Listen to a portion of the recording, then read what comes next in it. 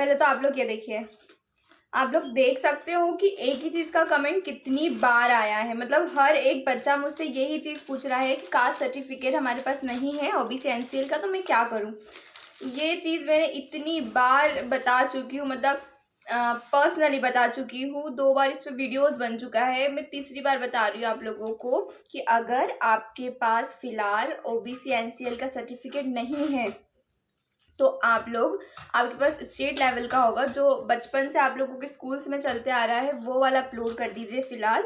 और correction site तक, जब करेक्शन साइट ओपन होगी, जिसकी डेट है आई थिंक सो 2 मई से 4 मई तक करेक्शन साइट की डेट है, उस दिन 2 दिन आपके लिए आपकी वेबसाइट ओपन होगी, जिसमें आपका कुछ भी प्रॉब्लम हुआ है सब्जेक्ट सिलेक्शन में, फॉर्म में कुछ मिस्टेक हुआ है, कुछ डेट वगैरह जो भी मिस्टेक हुआ है, वो आप इन 2 दिनों में सुधार सकते हो, करेक्शन कर सकते हो। ठीक है, नया फॉर्म नहीं भर सकते हो आप में, आपको उसी फॉर्म में चेंजेस करना पड़ेगा जो भी आपसे मिस्टेक हुई है।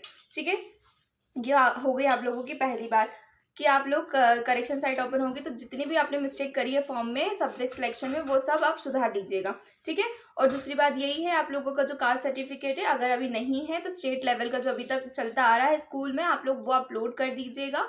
लेकिन काउंसलिंग तक जब रिजल्ट आ जाएगा, यूनिवर्सिटी की काउंसलिंग निकलेगी, तब तक आप लोगों का ओबीसी एनसीएल या फिर जो भी दूसरी कास्ट है उसका सर्टिफिकेट उस टाइम लगेगा, और सेंट्रल का ही लगेगा, तो तब तक आप लोग बना लीजिएगा, अदरवाइज आप लोगों को एडमिशन नहीं मिलेगा।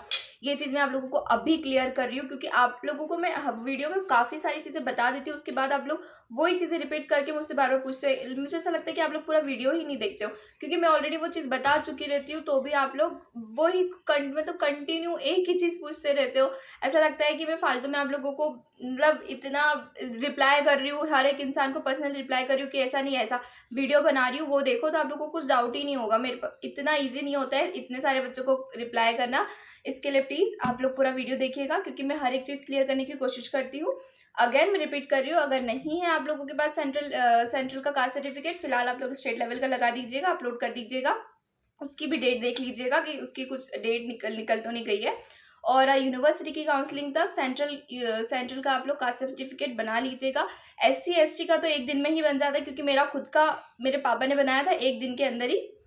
ठीक है, ओबीसी एनसीएल का भी बन जाता है। मेरी फ्रेंड बोल रही थी कि जो ओबीसी एनसीएल है उसमें भी ज़्यादा टाइम नहीं लगता है, मिनिमम 5 से 6 या मिनिमम या मैक्सिमम मानो तो 1 वीक में बन जाता है, पर उसके लिए बहुत चक्कर काटने पड़ते हैं। बट फिर भी आप लोग कह रहे हो, कोई को कह रहा है कि 1-2 महीना लग जाता है, इसके लिए आप लोगों के पास मैं बोल देती हूँ आप लोगों की, आप लोग काउंसलिंग के टाइम सबमिट कर सकते हो। देखो, ये चीज़ श्योरिटी नहीं है मेरे को कि करेक्ट है, बट आप लोग दिमाग से प्रैक्टिकली सोचोगे तो यही है। आपके पास फिलहाल कुछ चारा नहीं है।